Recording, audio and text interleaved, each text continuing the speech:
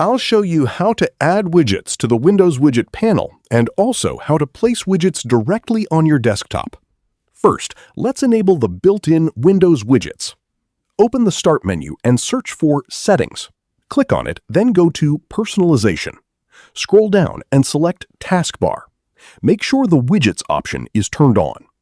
Once enabled, press the Windows key and the letter W together on your keyboard. This opens the Widgets panel. From here, click the plus icon to browse available widgets. Choose any widget you want, such as Weather, and click Pin to add it to your widget panel. Now, whenever you press Windows plus W, you'll see your selected widgets instantly. If you want widgets directly on your desktop, open the Start menu again and search for Microsoft Store.